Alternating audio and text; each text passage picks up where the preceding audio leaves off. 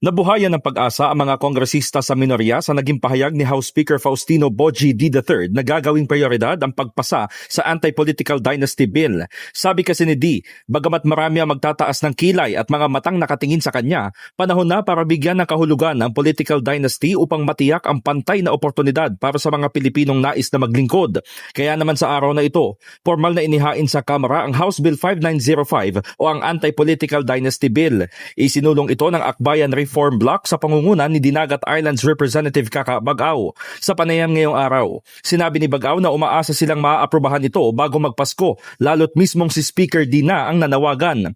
Nakasaad sa kanilang panukalang batas na pagbabawalan na ang magkakamag-anak hanggang 4th civil degree of consanguinity na tumakbo sa anumang posisyon sa gobyerno. Kapag kayo ay magkamag-anak hanggang 4th degree of consanguinity or affinity, ibig sabihin na hanggang first cousin, tatay mo, asawa mo, anak mo, biyanan mo, lolo mo, ay hindi po pwedeng tumakbo sa kahit anong posisyon na public elected official. Kapag gusto mong tumakbo, tapos may incumbent kang kamag-anak, hindi po pwede.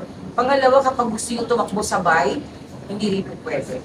Or kapag ikaw ay magsasucceed sa isang posisyon na kamag-anak mo or meron kang kamag-anak na nag-hold pa ng ibang posisyon, ay hindi rin po pwede.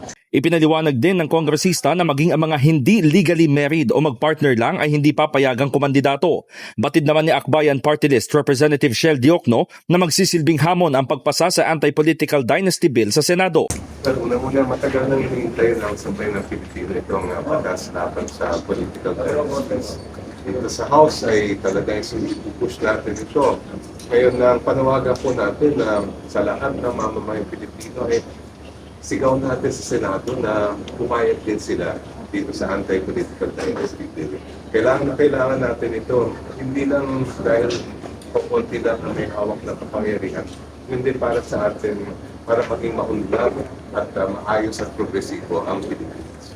Banat pa ni Representative Percy Sendanya sa mga tututol sa panukala. Obserbahan po natin mabuti at bantayan yung mga politiko na hindi po papanik sa panukalang batas na ito. Tandaan po natin kapag hindi sila nag-agree dito, ibig sabihin baka guilty.